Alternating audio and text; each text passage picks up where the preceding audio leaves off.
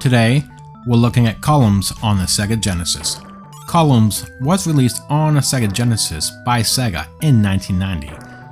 Dropping block puzzle games, first introduced in the Soviet Union, involved matching blocks to complete in a line. Sega responded with their own game, Columns, which featured a different style, look, and objective. Known for its arcade appearance, Columns is well executed, addictive, and an excellent test for puzzle gamers. Remember, if you're new to this channel, don't forget to hit the like and subscribe button as it helps us the channel grow. And don't forget to hit the notification button for all future videos. So, is Columns worth playing today? Here was our review of Columns for the Sega Genesis.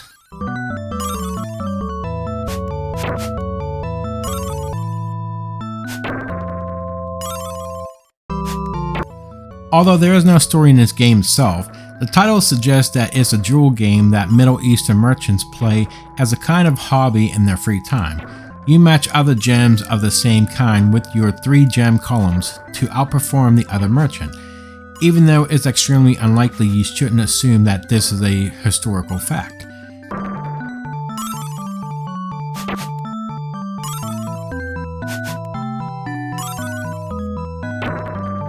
Columns control work on the smooth side. To move the diamonds from side to side, you use the D-pad to scroll to the left or right. The remaining buttons A, B, or C rearrange the gem stack so that a string of 3 is more likely to be attained. Keep in mind that they can't be turned from side to side like normal puzzle games.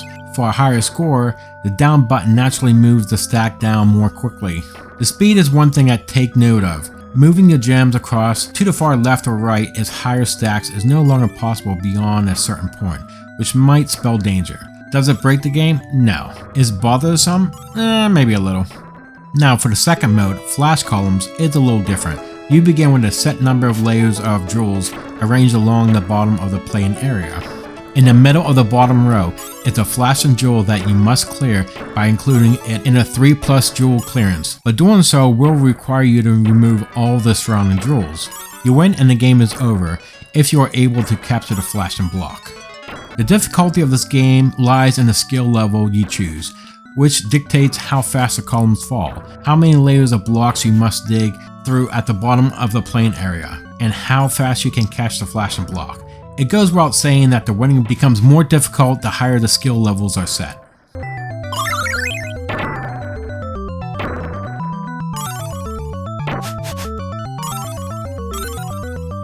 The graphics is straightforward yet effective. There are up to 6 different kinds of gems, each with a unique form and color.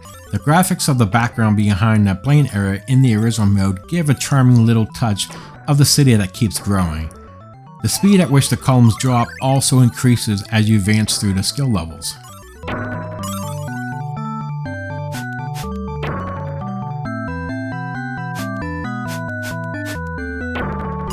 The game comes with a decent selection of background music. At first, the catchy soundtrack is pleasant and somewhat unique, but like most puzzle games, it gradually loses its appeal and starts to sound repetitive. Fortunately, it gradually picks up speed as the game speed increases, although the soundtrack is still somewhat uninteresting. The sound effects are solid and good. Again, not too much to say about them, but they do the job well. There are 3 distinct sound effects: a high tang that rises as you score combos and makes jewel vanishes, a deep thud sound to accompany columns as they land, and another rise on alert sound that plays whenever you advance to the next skill level.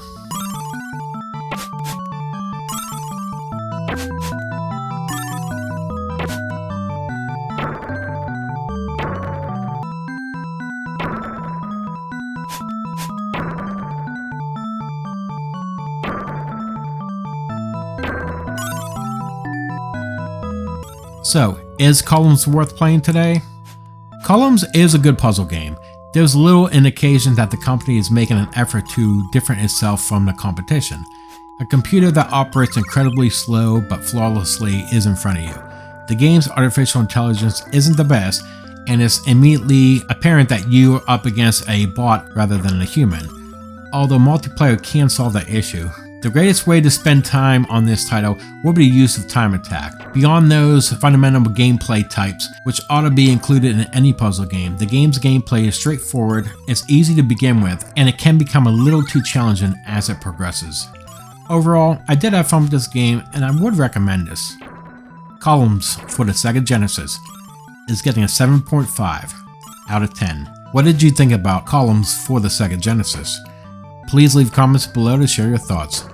That would do for this episode. Remember to like and subscribe if you like this review. Thank you for watching, and I'll see you here on the next episode. Have a great day.